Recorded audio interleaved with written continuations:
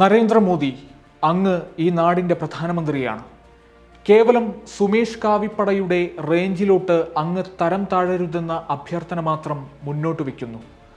വർഗീയ ധ്രുവീകരണം ലക്ഷ്യമിട്ട് BJPയും RSSും നടത്തുന്ന വില കുറഞ്ഞ വിദ്വേഷ പ്രചാരണങ്ങൾ പ്രധാനമന്ത്രി നേരിട്ട് നടത്തുന്നതിലും വലിയ നാണക്കേട് ഈ രാജ്യത്തിനില്ല. തെരഞ്ഞെടുപ്പ് കമ്മീഷന്റെ വായ മൂടിക്കെട്ടിയതുകൊണ്ട് അല്ലെങ്കിൽ ഭരണഘടന ഒരു സ്വതന്ത്ര ബോഡിയെന്ന് വിശേഷിപ്പിച്ച സംവിധാനത്തെ തൻ്റെ ചൊൽപ്പടിക്ക് നിർത്തിയതുകൊണ്ട് ലക്കും ലഗാനുമില്ലാതെ പ്രധാനമന്ത്രിക്ക് എന്ത് വിദ്വേഷ പ്രചാരണവും അഴിച്ചുവിടാം.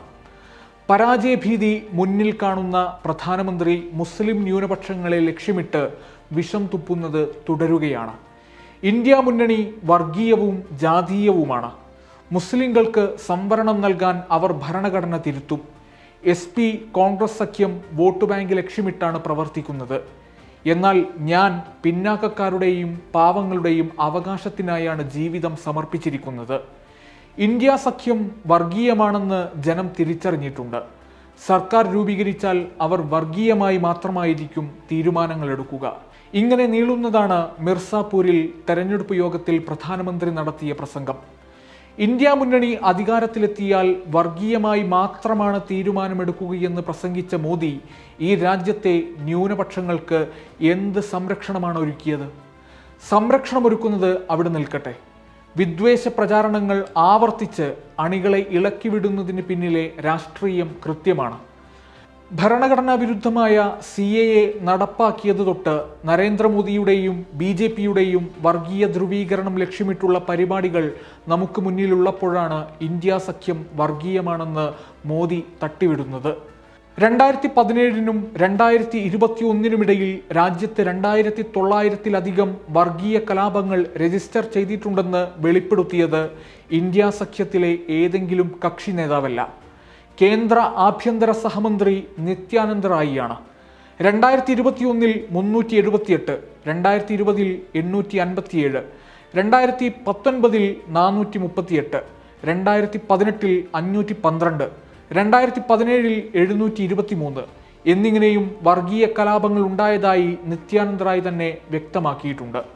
India will have no place for corruption, casteism, communalism.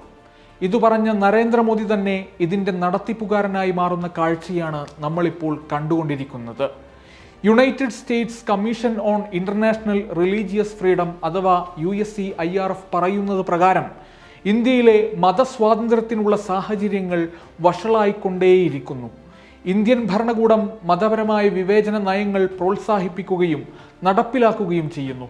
ഇത് ക്രിസ്തുമതക്കാർ, മുസ്ലിങ്ങൾ, സിഖുകാർ, ദലിതുകൾ, ആദിവാസികൾ എന്നിവരെ പ്രതികൂലമായി ബാധിക്കുന്നുവെന്നാണ് USCIRFന്റെ നിരീക്ഷണം.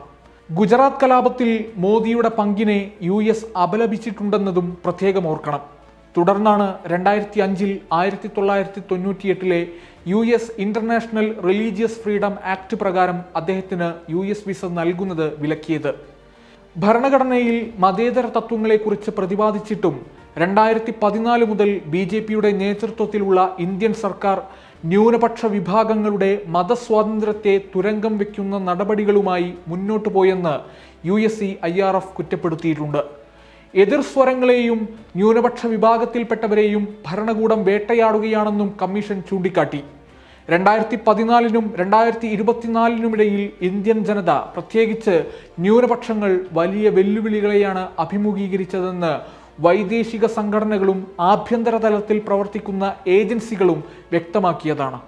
BJP അധികാരത്തിലിരിക്കെ ഈ രാജ്യത്ത് നടമാടിയ വർഗീയ കലാപങ്ങളുടെയും അക്രമ സംഭവങ്ങളുടെയും പ്രേരക ശക്തിയായി പ്രവർത്തിച്ചിട്ടുള്ളത് BJPയും പ്രധാനമന്ത്രി നരേന്ദ്രമോദിയുമാണെന്ന് അടിവരയിടുകയാണ് ഈ കണക്കുകളും പഠനങ്ങളുമൊക്കെ.